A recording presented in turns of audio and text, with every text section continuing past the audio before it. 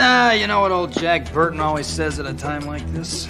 My crotch is itchy. What would you do if you had $1 million? 2 chicks at the same time, man. This time we are sure she's a woman, right? I just thank the Lord she didn't live to see her son as a mermaid. Yes, it's true. This man has no dick.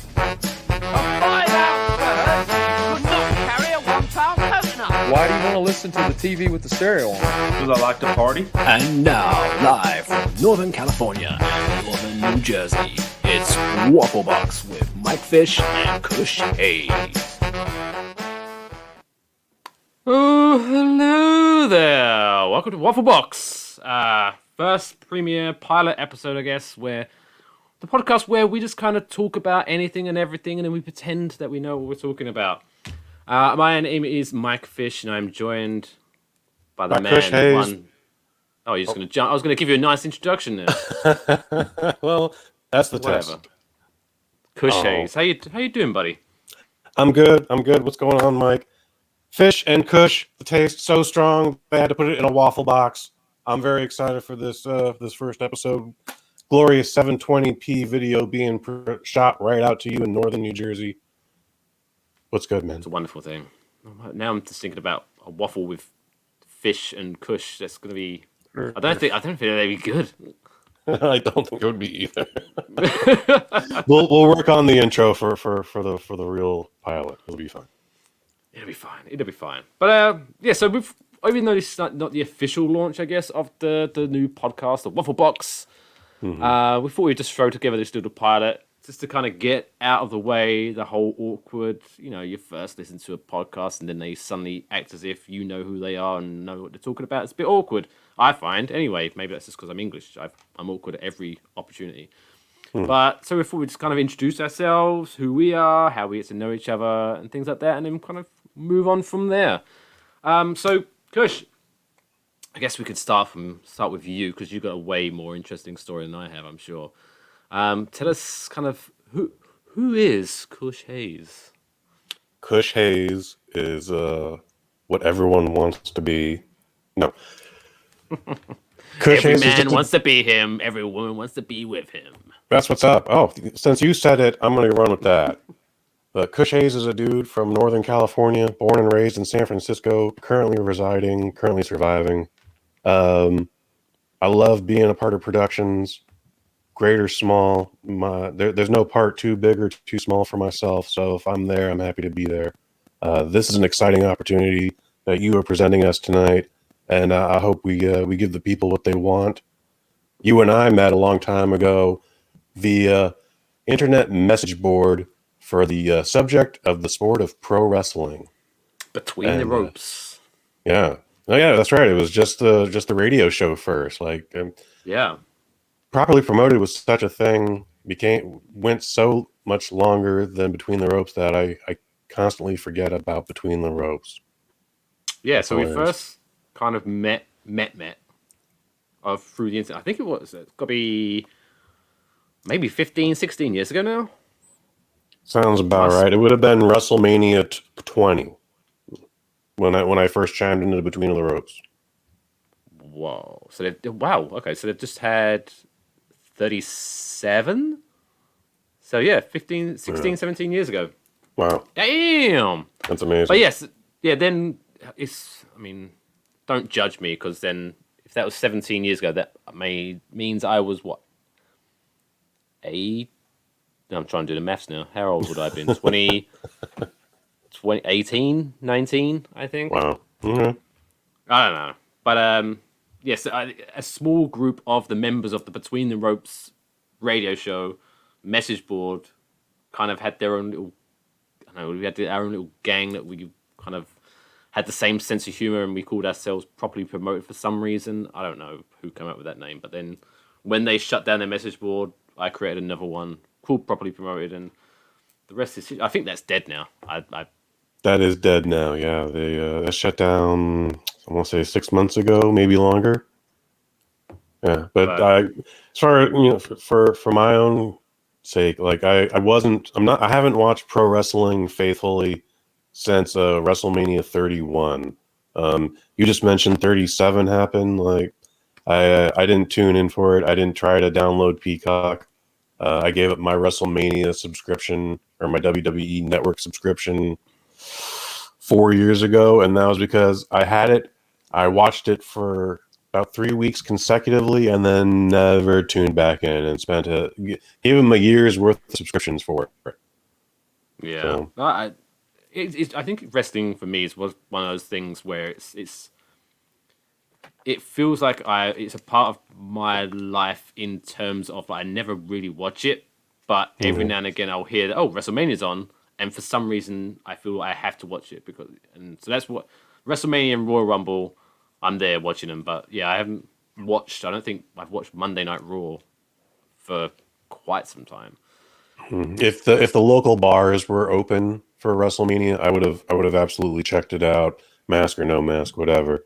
Like WrestleMania is something special. Like you want to watch that with an audience. You know, if you can't do it with friends, might as well do it with strangers. A bar or a pub is a perfect place to do it. But in this case, the one was just not available to me, and I just did not feel like investing 2 4-hour nights by myself. So yeah, they print all that shit out the next day. However, I will say wrestlers look a lot different than they did even 5 years ago, 6 years ago. Everyone looks like a video game character now, and that's not a bad thing. It's just I don't know. I don't know how to tell who's what anymore, really. Like they still tend to stick to the traditions of like they always look wet even before they start. I don't know why they're so sweaty before they start, and a lot of them still got the long hair.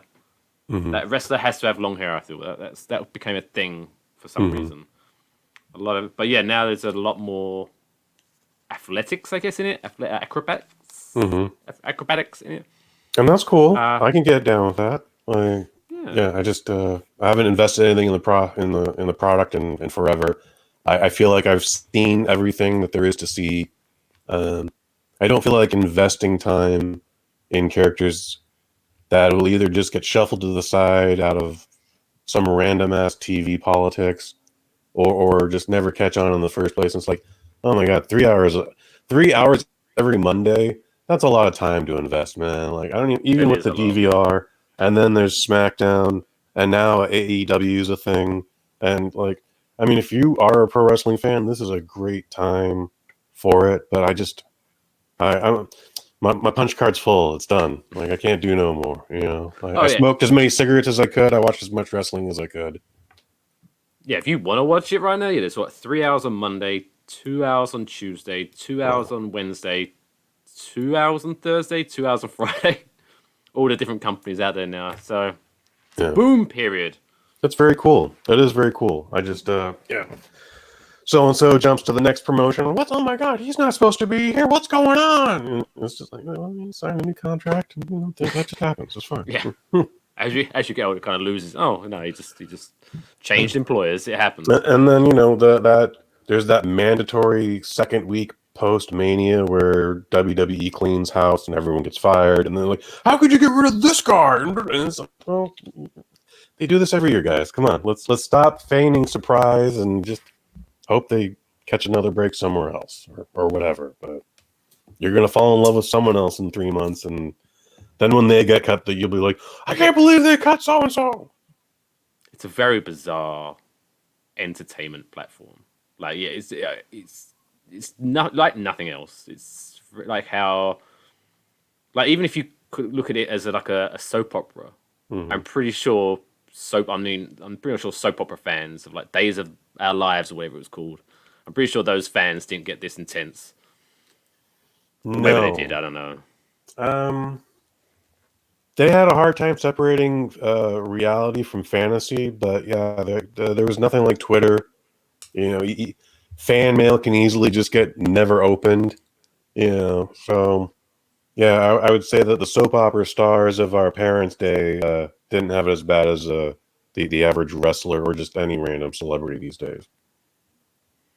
So other than that, what else have you been up to? Because I know you got about 5 other podcasts you do, something like that. 4, yeah. 4, which seems like a lot, but I figured out a way to space it out. I got the one show that's weekly. That's the microdose. We just did episode 64. Episode 65 is taping Tuesday, and then Kush and Kai is back, which is always great. But I'm trying to trying not to necessarily set a schedule. I'm just trying to catch any episode I can out there, like a bear trying to catch salmon. So, but I still want to talk about movies. So I created these other two series, the Sweet Science Cinema and the Kick-Ass Movie Podcast, and they're just bi-monthly. They just go every other month. So now I can talk about wrestling, or I can talk about movies once a month, and then some. So it's just good to get out there. I like talking about movies, whether you want to hear me talk about it or not. So you got 2 podcasts about movies. 3. Yeah. Kush and Kai is one of the craziest catalogs out there. I tell you, man. No one has a catalog like us. Like, we didn't do The Room, we didn't do Troll 2, but we did do Prayer of the Roller Boys, or we did do Dolph Lundgren's The Punisher, which a lot of people seem to forget. But then we did classics like Rollerball and Network. Like, and the point isn't to talk about bad movies. The point is just to say, like, this movie has this incredibly strange history.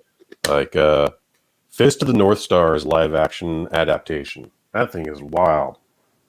So that was the kind of catalog we've collected. We just dropped our 54th episode talking Cobra Kai season 3, and then next we're gonna do Hanging with the Homeboys, which is like one of John Leguizamo's very first movies.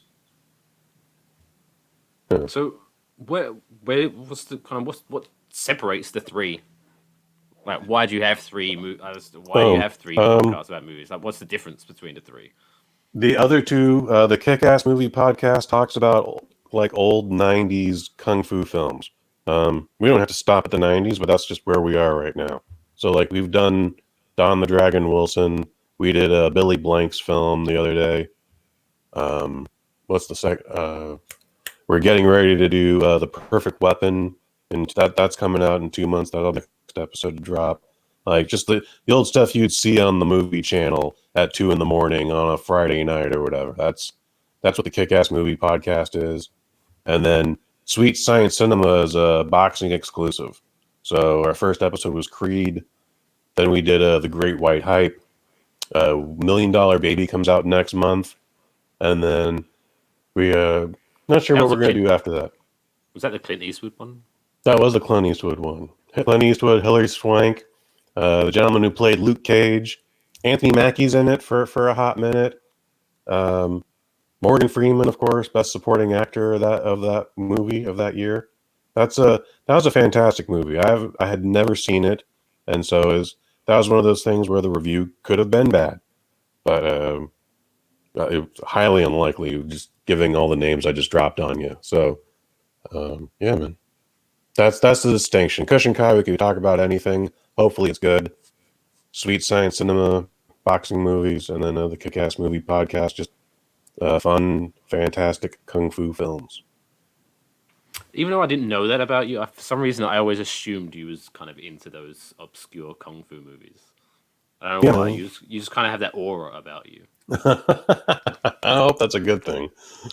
Well, of course it is. All right, cheers to that then. Yeah, man. Cheers. No, I always liked, the mainstream popcorn film always, somehow got in front of me. But then it was just, again, you're a teenager in the 90s. You're not smoking weed yet.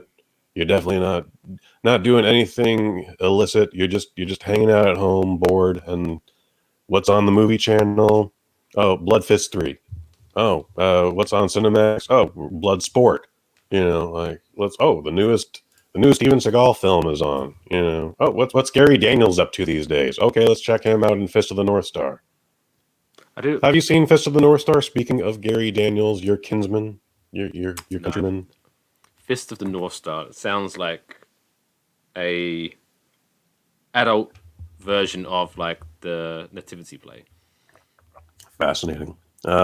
No, there is a an old Japanese anime called Fist of the North Star, and it came from a manga comic book.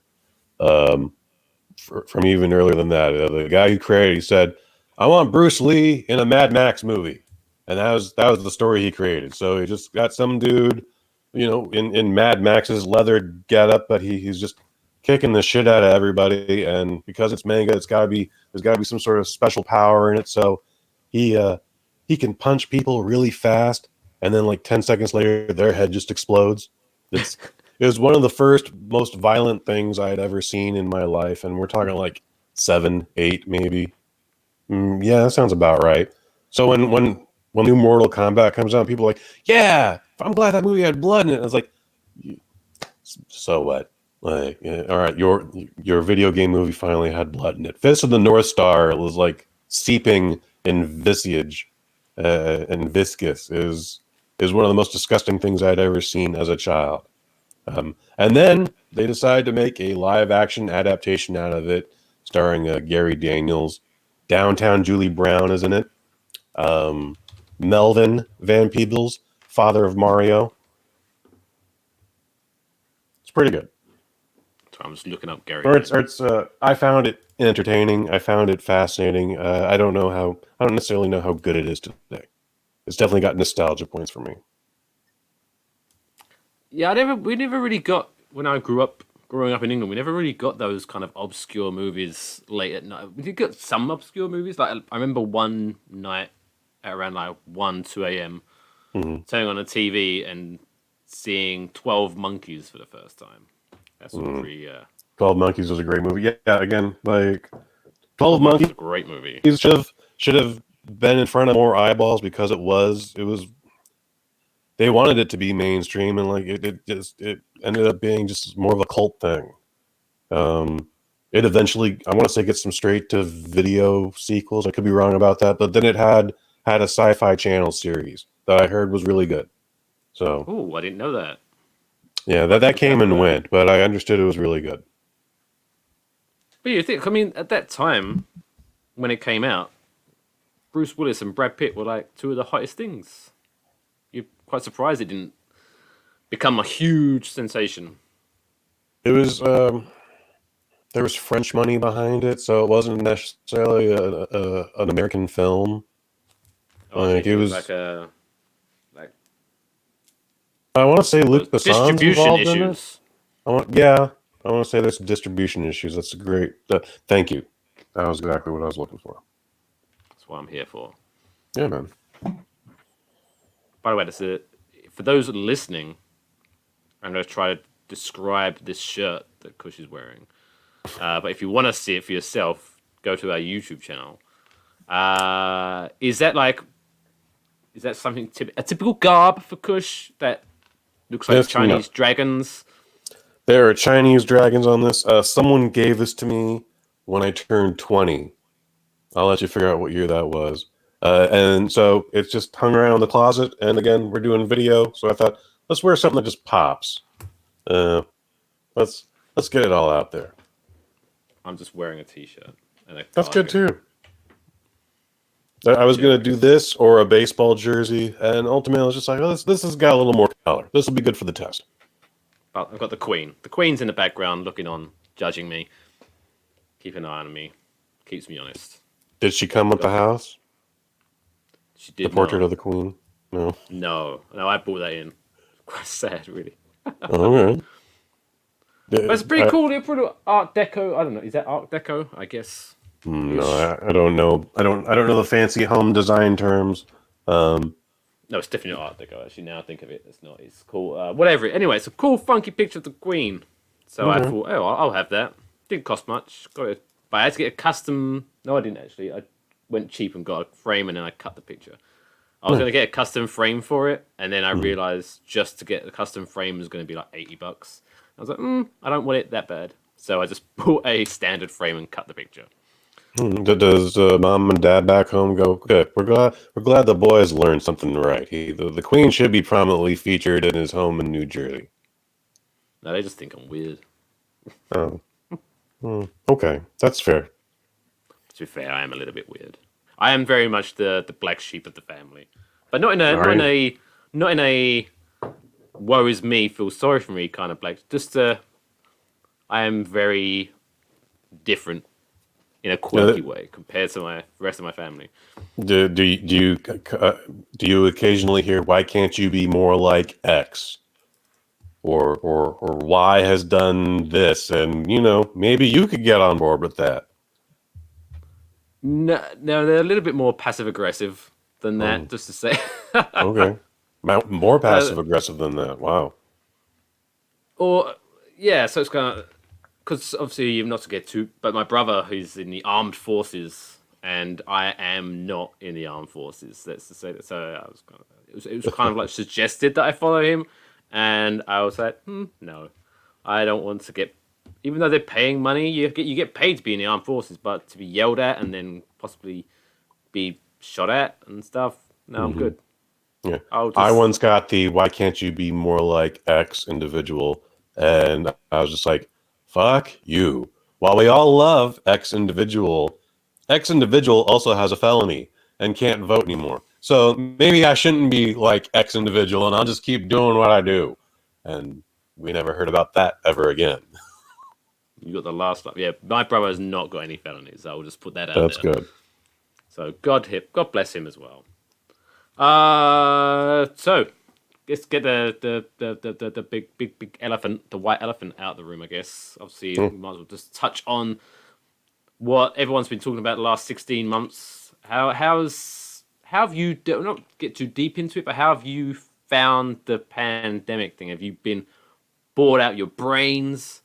Staying at home, like how has that worked out? Was you an outgoing person before, and it's kind of a big difference, or have you just kind of like, it's not that much? No, so I'm at that age where now all my friends that were married are getting divorced. So they not only do they have to deal with that bullshit, but they still have to deal with the kids and all that. So I spend a lot of time solo. So when it comes to like not going outside, yeah, we were okay. And our job is very part-time. So, best case scenario, I get like 3 days of work, but then I'd be off for 3 weeks. And then I'd pick up a day here, and then I'd be off for a week, and then pick up 2 days there. Like, it sounds like a very strange schedule, but then when I tell you, like, it's 12 to 17-hour days, like, oh, okay, that makes a little more sense. So, like, the biggest thing we were missing was work. Otherwise, yeah, even if we wanted to be upset about stuff, everything that we love to do was closed anyways. So even if I wanted to be defiant and say, fuck you and your mask, and you're not going to keep me indoors all day. Like, well, one, I have an elderly mother at home, and if I had gotten her even a little bit sick, I'd have never forgiven myself. And two, again, everything was just closed. So there's nothing new but just sit back and take it and hope things get better. And eventually, we had a family emergency that would put us in the hospital.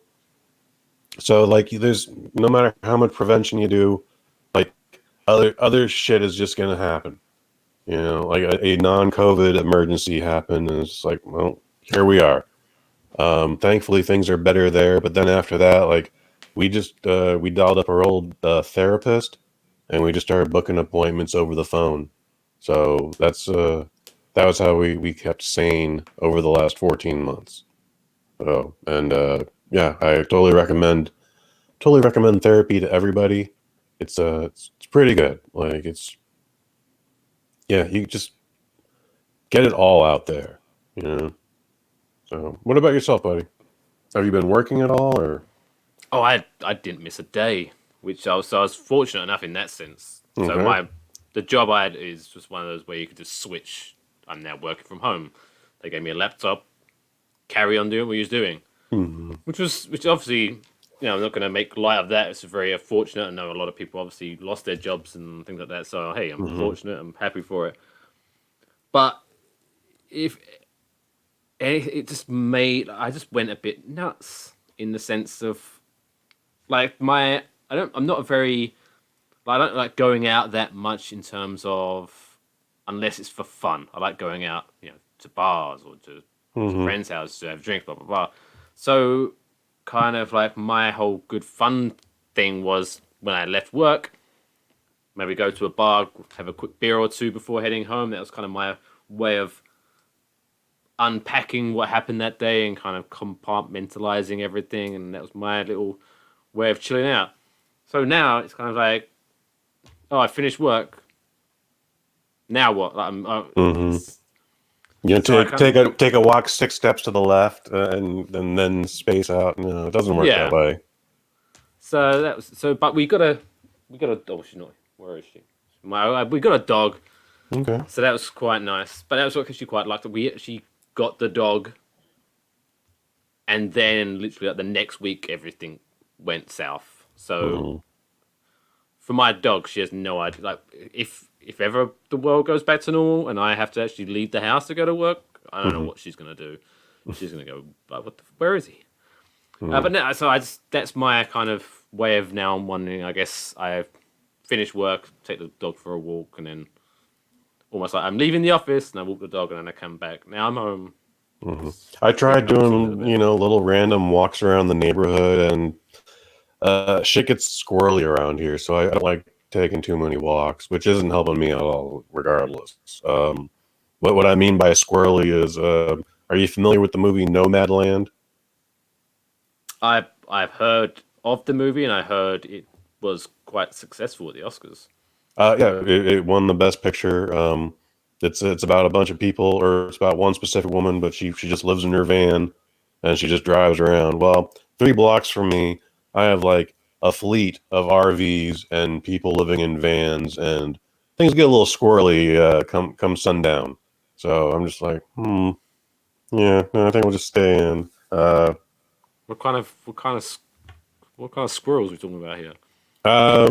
So I have one of those crime apps on my phone. Tells if someone reports it within like a 1 mile radius or whatever, it comes up on this thing. And a couple of weeks ago, cops were surrounding an RV because someone was reportedly brandishing a knife. That's all the information I'm getting. There's a suspect with a knife in a van 3 blocks from the house, and cops are on it. And I'm just like, yeah, I'm staying inside. No, thank you. Must have been a big knife for there to be plenty of more than one cops involved. Well, the neighborhood's definitely gotten weird. So, 20 yards from here, there's the mailbox on the corner. Over the pandemic, there was 2 incidences of gunfire. And that has never happened in the 40 years my family's lived in this house. So, yeah, that's the kind of stuff we're talking about here. One night I thought I heard firecrackers. It was around the 4th of July, so like it didn't set me off. Then the little app went off, and it's like, no, 350 feet to your north, to the north, there was gunfire. I was like, what the shit? I actually thought about buying a gun for a minute. Yeah. Why, you don't want to be left out? No, it beats throwing rocks. I don't know. Ultimately, we decided Depends against on the size of the rock. My throwing arm isn't what it used to be these days, so it's not going to do much impact. And my knife throwing skills are terrible, just terrible, Mike. So we're just dealing with it like we would any other day, learning to duck. Just keep smoking and drinking, and everything works out. Hopefully. Within the speaking of smoking, within the first month of the pandemic, one night, I'm not noticing how squirrely things are, so I'm outside. It's like 1 a.m, and I'm just puffing a J, and I see a figure across the street, and it's making a beeline towards me. And this figure turns to be a woman, and this woman just keeps walking, and then she's like, "Excuse me, do you have a cigarette?" And I was like, "No, I don't have a cigarette, or I don't have a cigarette to give you," which I don't. And she's like, "Oh, well, do you want to share that cigarette?" And I was like, "No, we're pandemic. They're one, perfect stranger. This isn't a cigarette. Yeah. 2, this is pandemic." It would have probably gotten worse if I had just said, "Lady, I'm smoking a joint." It probably would have gotten worse. So just keep saying, "Yeah, no, I don't. Not definitely not sharing this cigarette with you." And then she stormed off and muttered, and then went into the house around the corner, and I was just like, maybe we should start going inside more often. So, stories from Kush's neighborhood. New segment here on the Waffle Box. Yeah, I used to get the, have you got a spare cigarette? And I'd be like, no. And I go, oh, well, can you buy some? I was like, well, why don't you buy them? Wow. Why? Someone actually bummed you for a whole pack of cigarettes. That's wild. Trying to. Is that in New Jersey or was that in the UK? That was in the UK. Fascinating. Yeah. Right. That's So although that's finding that because I grew up in not in a, I don't want to say a bad neighborhood, but it was a sketchy neighborhood. Shall we say that? That's fair. And I found that obviously I smoked, so I had a pack of cigarettes on it. But I think that was almost like your get out of jail free card. So if anyone started talking to you strangely, you just offer them a cigarette, and there you go. Mm-hmm. Like, boom. Smoking saves lives, people. The That's the amount of times I information got bummed they for a don't tell you. cigarette definitely went down after I quit smoking, which coming up on my 7-year anniversary at the end of May. Congratulations. That's exciting. Thank you. But yeah, like I remember things being way squirrelier. Where like I used to work downtown, sometimes at a hotel, sometimes at City Hall. But one time, like some junkie literally followed me all the way back to City Hall. Like thankfully it's that place is guarded by sheriff's department people, so like I could just finally avoid her that way. But this would not let up, like would not take no, and then started like getting glee from making me uncomfortable. And it's like I'm just trying to enjoy my lunch break here, lady. Just leave me alone. And got to the thing was like, okay, nope, now I gotta go. Yeah. So. Yeah, those have been the worst encounters I've had with cigarette bums, and that's I won't. You do ask yourself, would it have just been easier just to give her a fucking cigarette? Probably, but at the same time, just leave me alone. Just go away. Because then if you give them a cigarette, then they remember you, and then they'll be coming back the next day. That happens too. That happens too. So, that'd be too nice. The most I've ever been hit up for money wise was I was in San Jose. Working a convention, and some dude went, "Hey, buddy, could you spare $5 or $10?" Normally, it's, "Can you spare change? Can you spare a quarter? You got $1 by any chance, please?" At most $1, yeah. Yeah, when we get denominational specific, it's never before that moment. It had never been $1, and this guy's like $5 or $10, and I turned him down. I'm waiting for the light to change. San Jose, for whatever reason, the streets are like super quiet. Some other dude comes by and he's walking his dog. That dude hits him up too, like, "Hey, brother, can you spare $5 or $10?" And that guy looks to me like, "Is this a joke? Is there a camera crew around here? Like, what's going on?" Like, he says nothing, and he eventually just walks on. But yeah, San Jose homeless are gnarly. Oh, it's gonna be contactless soon. They'll be just walking up. "Excuse me, have you got Venmo?" I want to say I've seen that.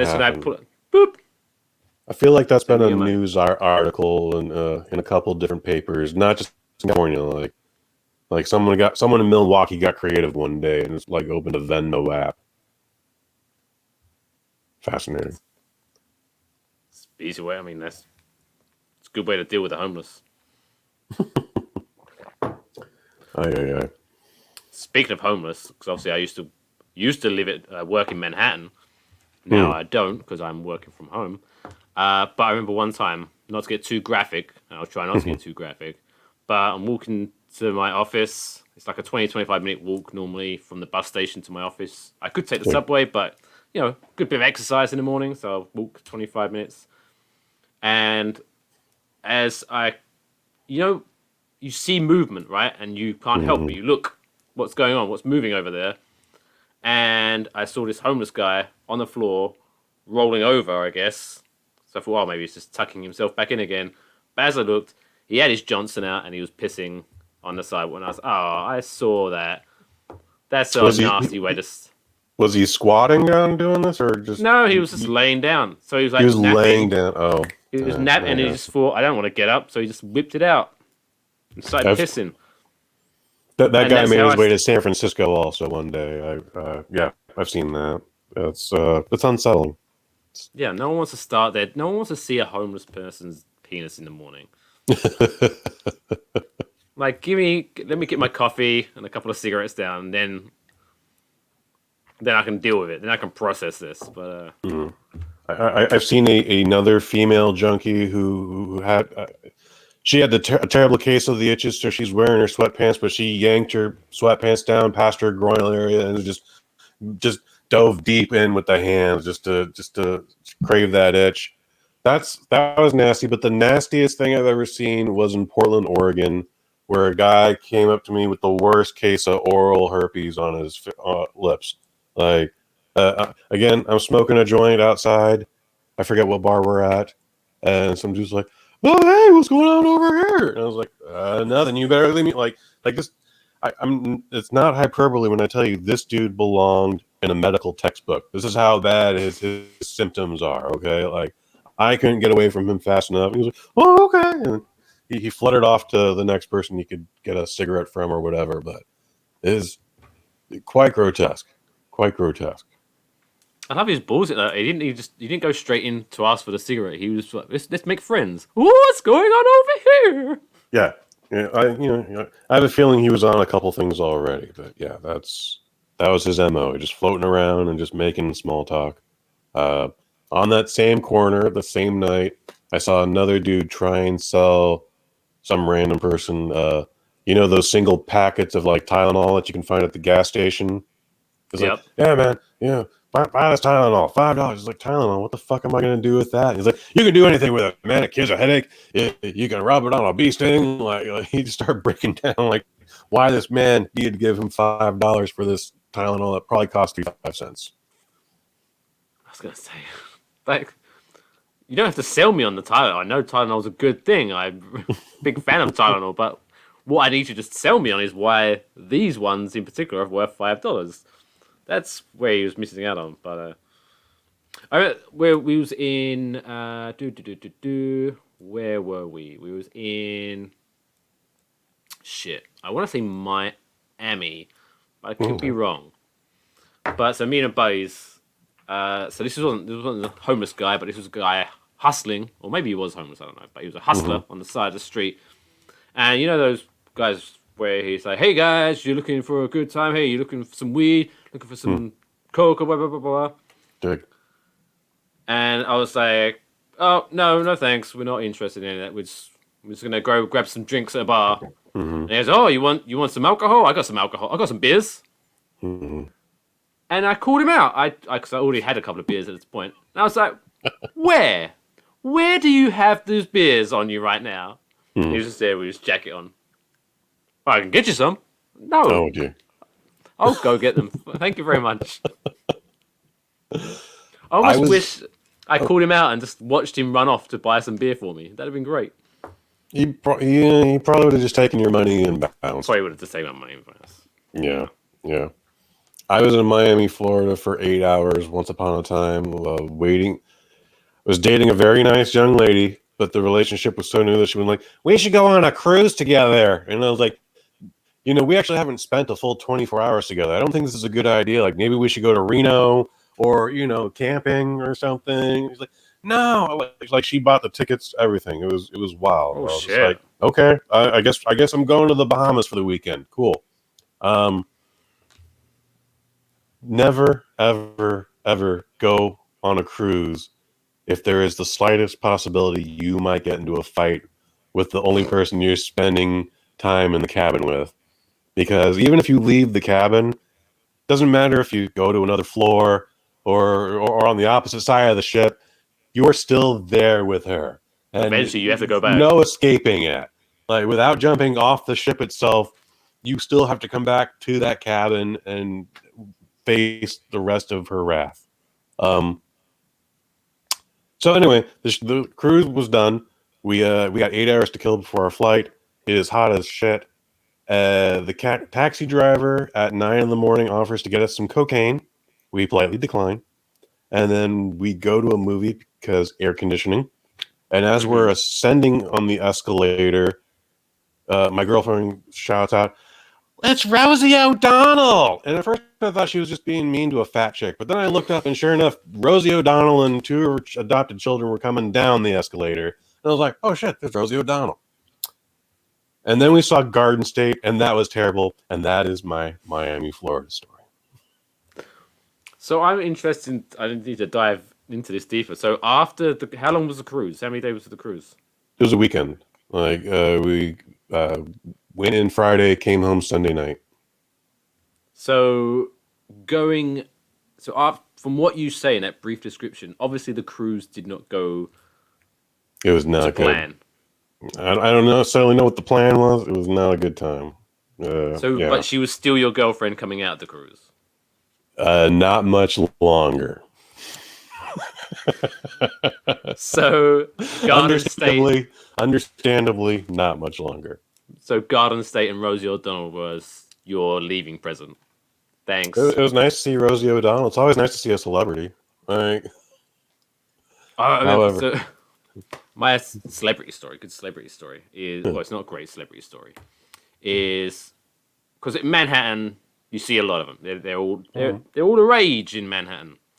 And so now I've been living here for like nearly 5 years. You know, I've started to get that mentality, you know, the New Yorker mentality of, you know, don't be that guy. If you just see them, don't be an asshole. Don't be just be cool. Guy, you know, just be cool. And so I'm sitting there in this bar in Brooklyn. I believe it was Brooklyn. Doesn't matter. And as I look over, there is shit. What was her name? Oh my god. Drew Barrymore. Drew Barrymore, right? Is sitting at the bar. She's with someone, a friend, a date, I don't know who, but she's sitting there at the bar. And I was like, oh shit, it's Drew Barrymore. And the people I'm with were like, oh, cool. And it's like, oh, yeah, don't be that guy. I said, no, I'm not going to be that guy, don't worry. But then as the alcohol flowed that evening, apparently, like, I don't remember this, but apparently I was just staring at her for every now and again, like, they were like, stop it. And your friends told you to stop it. Just stop staring. Jesus. Yeah. And then I don't remember saying these words, but apparently I was like, but I just want to tell her I love her in Wedding Singer.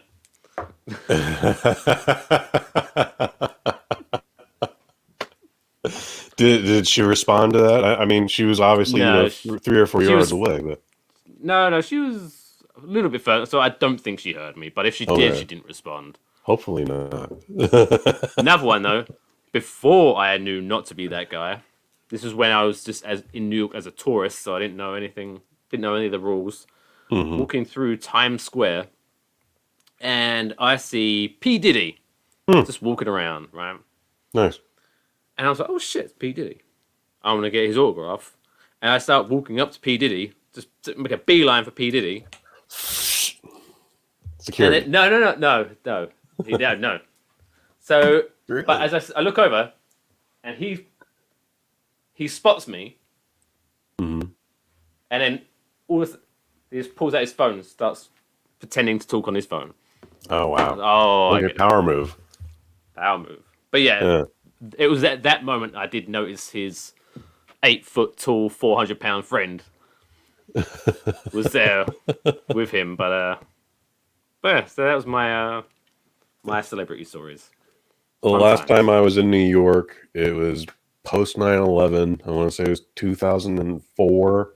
A buddy of mine and I went to Madison Square Garden to watch a Raw house show. Chris Benoit was the champion, and he made Triple H submit in a WrestleMania rematch. That was the branding. And then I want to say we went out to Brooklyn, where some random woman just started feeding me mushrooms, and then the night just kind of went from there. Like, it's a little blurry, just to say. So you never met this person before who gave you? Never met the woman who, she was a friend of my friend. I figured that was good enough. She was like, you want some mushrooms? Okay, sure. Okay, so she wasn't just some random off the street. No, that's a little wild. That's a little too I was going to say, that would have been very sketchy. At least but I had never seen her before. He was like, yeah. Here's my like, oh, hey. Like, it didn't even didn't even go like, "Hey, my name is X." It's just here. I'm gonna start putting mushrooms in your mouth. And I was just like, "Well, it's rude to say no, so thank you." And then what happened? Then we tripped out in Brooklyn for the rest of the night. Yeah, not much to tell from that. Things get I don't very know if I'd blurry. enjoy that. I don't know if I'd enjoy that. I think I'd like to be in a controlled environment. That's if that happened. It's a good way to go about it. Mushrooms, I would say, are way better for that. I've never had a bad mushroom trip. The few times I've done acid, not fun at all for me. But yeah, it's definitely who you're with. It's how comfortable you're feeling. It's what baggage you're bringing in with you, and yeah, it can be good. I of all the times I have taken mushrooms, I'm surprised I didn't start laughing like a hyena. Same dude. He came out to San Francisco a couple years ago, and we went to the Guns N' Roses concert at AT&T Park, now Oracle Park. And Is that the real? Is that the real Rolling Guns N' Roses, or was it when they had the guy with the KFC bucket on his head?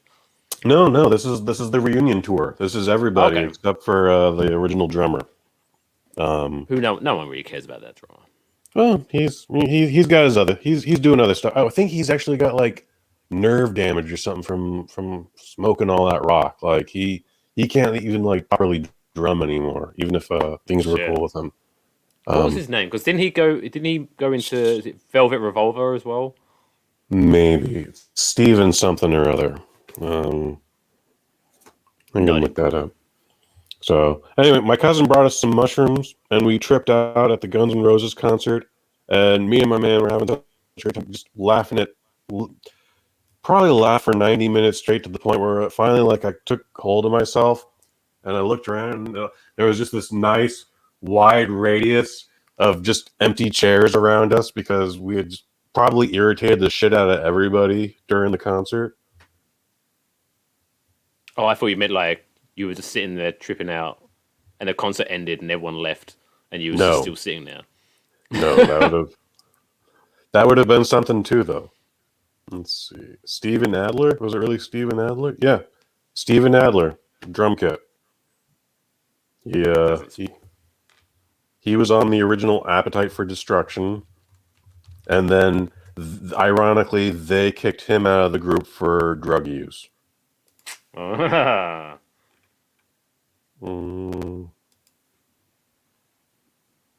who was I thinking of? There's a stabbing. There's a suicide attempt. Yeah. Oh, geez, that was recently too, 2019. That's sad. No, the guy I'm thinking is Matt Sorum, who was Matt Sorum is an MTV VJ. No. Is he? No. No. That's Matt Pinfield. He was Guns N' Roses drummer, and then he was the one that formed Velvet Revolver with basically Guns N' Roses, and then that fella from Stone Temple Pilots, which I can't remember his name. Yeah, Slash. That was Slash was in it, but Slash also had his own band, The Snake Pit.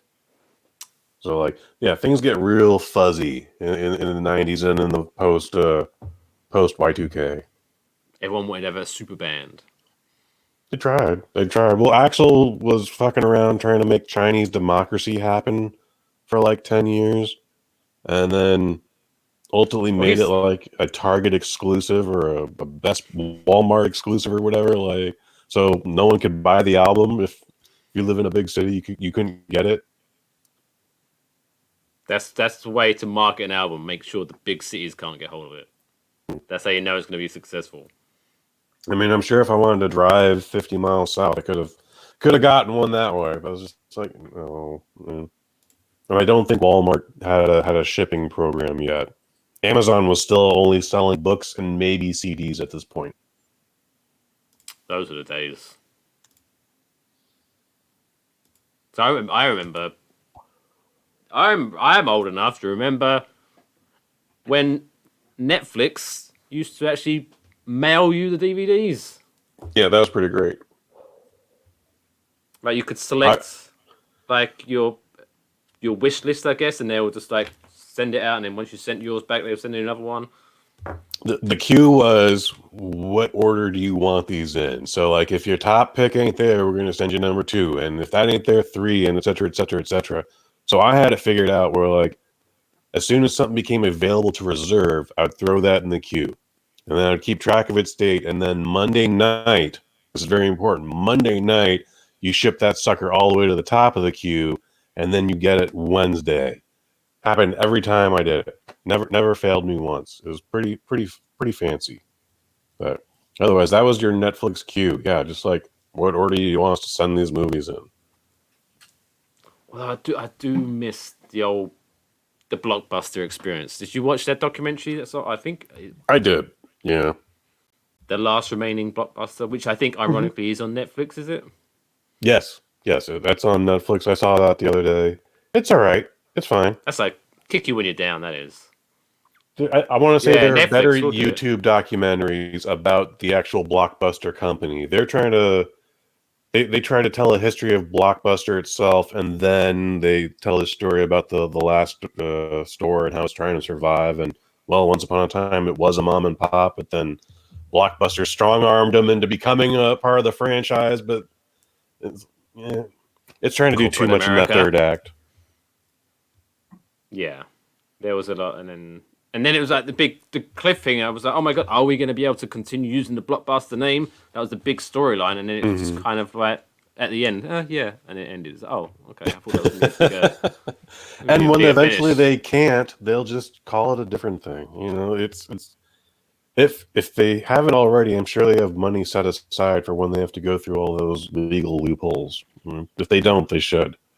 But then they just call it Mom and Pop's Blockbuster or whatever. Or the just officially name it the last Blockbuster or something. That, Mike, there you go. Please send all checks to Mike Fish, New Jersey, 07185. 555. That's my number. Where did that come from? What is there an actual zip code, not area code in America? 555. Because I remember that was growing up, watching everything American. Every phone number began with 555. Yeah, no. So there's no 555 number that's specifically for Hollywood. I'm going to give you a little lesson here on phone numbers. So there's the prefix. I mean, there's the area code. That's so like I'm in area code 415. And then there's the prefix. And that is 555. Are you just going to give out all your phone number here? What's going on here? For sure. Phone number is 415-555. And then there's the actual number itself. That's just the plain number. And that's just 1, 2, 3, 4. Just my luggage combination. So again, it's area code, prefix, number. And there you go. Way back in the day, there weren't that many people. So your prefix wouldn't be like 555. Your prefix would be Klondike. It'd be KL5. And then if you lived in a different neighborhood, it would be like Wisconsin. So it'd be like WI7 or whatever. Like we're talking like when phones first became commercially available. 1940, 1950. And then eventually we had to have area codes so that we could talk to our friends in Oakland and in Nevada. And then eventually we could contact New York. And that took a very long time to do.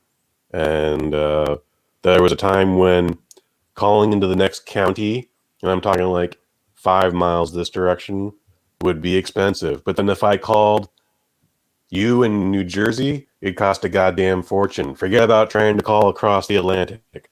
And there's only times you have to call after 9 o'clock, otherwise, because the rates are cheaper. Oh, I remember those days. Yeah. Off peak time, but I remember my peak hours. I got unlimited peak hours. I remember my first house phone was the old rotary. Mm-hmm. Oh, and then if you either got a number wrong or you've lost count and forgot where you were and you had to fucking start again. Oh. I remember the rotary phone. I remember our touch tone phone. I remember getting a phone that we could program numbers into and speed dial somebody. Oh, That was I remember exciting. exciting sitting there programming, and then you had the little thing on the side of the phone where you could You got the card. to write then you got to write the names, what buttons, what Mhm. times.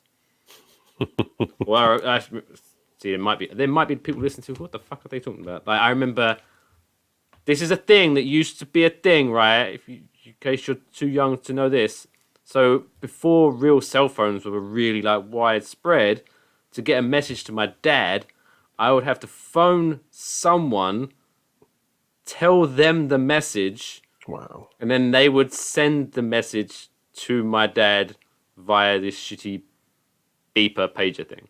Jesus Christ. And now that's just in the UK. No, I'm sure. Did you not have pagers or beepers here? Yeah, we had pagers. Yeah, that's. Did you not have to phone up someone, an operator, to tell them the message? No. We would dial a number, and then Oh. it would just beep, and then we would enter our phone number, and then teenagers actually came up with a pager language, where you took a number, so like 8, the number 8 could be a B, and then the number 3 could be an E. 8 can also be an A, and then the number. It would go two ways. You would do a number 1 and a number 2 for an R, or just sometimes people would just do 2. But then you like have to like spend like minutes trying to like decrypt what the fuck this message is, and usually it'd just be something stupid like, "Hey, we're at the party," like, and then you have to page them back in pager code and like, "Well, what's the address?" This is before voice messages are a thing, okay? Like there's at one point you could find a payphone, but you couldn't get a phone call back on the payphone, which is why you're going through all this bullshit. You can't just like call me back on the corner and go, just come out to Kirkman 47th, man. All right, that's where we're at. Like for whatever reason, we can't do that because of drug dealers at the time. And then they just took out the payphones anyways. Motherfuckers. I'm gonna now have to they're dig that code up. Now they're just used for homeless people's bathrooms. Now it's we just go. used for homeless people's bathrooms. That's disgusting. Full circle. So Well, you'd be lucky if it was an actual booth. Sometimes it would just be a little kiosk.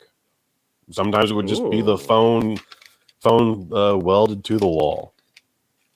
It wasn't. Yeah, phone booths went away after people started shitting in them and leaving them and etc. Living in them. I have notepads all over this house, all over this room even, and so it's not on that notepad. But yeah, on one of these notepads, I actually have the A's to Z's of how to communicate through pager. what? Why do you have that? Because I was a teenager once upon a time, and I needed to know what the code was, and so I wrote it down so I wouldn't have to memorize it. But you still have that notepad? Oh yeah, I still have old notepads from Fox City Wrestling around here. Yeah. I don't get rid of anything. It's kind of unhealthy. Oh yeah. By the way, Kush used to run a wrestling promotion. You kind of slide that one in now. Yeah, it happened. It was a chapter. It wasn't my only chapter though. It wasn't. So, if you've learned anything tonight or today, whenever you're listening or watching this, what did we cover? I guess we learned a little bit about ourselves. Also, we went to pager language, homeless people, cult movies. We covered a lot of bases. We had some location talk. Yeah, you and I are apparently pretty traveled. That's nice. Yeah, we've both been to Miami at some point. Both been to Miami. There you go. That's our connection point. Yeah. We'll always have Miami, Mike. Always have Miami. Although I kind of wish I'd been on that cruise to kind of be able to witness the destruction. It was a very of our nice ship. relationship. You know, there was a casino on board. I was in a position where I was a night owl, so like I don't go to bed before 4 a.m. in this particular lifetime. And again, now we're on the East Coast, so that means 7 a.m. So, and she's an early sleeper, meaning she goes to bed at 9 p.m. California time, which is like ends up actually being midnight. And you're like, But we're on vacation. Why the fuck are you going to bed at midnight? Like, what's going on here? I'm tired. And then, yeah, we could never catch each other. It was bad. Anyway, But did the bars close early on the cruise? the bars do close at 2. So, like, So what did you do? I sat in the bar till it closed, reading the Ric Flair autobiography that just came out that week. And then when they stopped serving me Red Stripe, I drank water for like another hour and then attempted to go to bed on the most uncomfortable cot in the world. What you should have done was at 1:55 ordered 3 beers. No, you're not wrong. You're not wrong. It apparently wasn't all inclusive, so that I don't even know if they would have served that to me, but yeah, that did not occur to me at the time. I'm sure if it wasn't all inclusive, did you say it was all inclusive or it wasn't? It was not.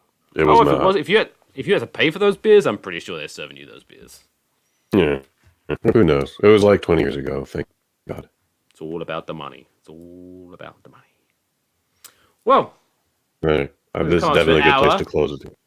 that was a great show. So yeah, you learned a little bit about us. We actually kind of went rogue. We waffled on more than I actually thought we were going to do. This is pretty good. That's the connection. Waffle box. See, we waffle it. Is that maybe that's a British term? Waffling on. I think I assumed it was a British term the entire time. Look at that. Yep. So we're just waffling. We're just waffling. That's the connection there. So I guess our official launch when we're looking to go weekly. So maybe we might just throw together some more. I don't know, but we're looking to go roughly weekly, starting June 1st. You look surprised. Do you not remember that conversation? No, I remember. Okay, I heard good. I Yeah. just wanted to double check there. He was like, It's on my calendar. what the fuck? Nope, it's on my calendar. But we want to get this introduction there so you get to know us a little bit and get to know what the kind of show's about. And it's just going to be a conversational podcast. Just stick on, grab a beer, whatever you want to do. We're not judging. Just relax and enjoy us talking to you for an hour. If you are listening to us and you want to watch us and you want to see our beautiful faces, you can search a Waffle Box podcast on YouTube. If you are watching us and you want to think, actually, they're not as good looking as I thought, I'd rather just listen to them. You could do so on Spotify and Apple Podcasts. Follow myself at Mr. Mike Fish on Twitter. He is at Kush_Hayes on Twitter. That's me. And all of the links, all the good stuff you're going to need to know is on Waffle Box Pod on Twitter. All right. Woo. Any final, amazing words that people are going to be like, damn, that was a way to end it, Kush. That was profound. Just keep jiving and striving. Driving and striving. Jiving and striving. Ciao for now.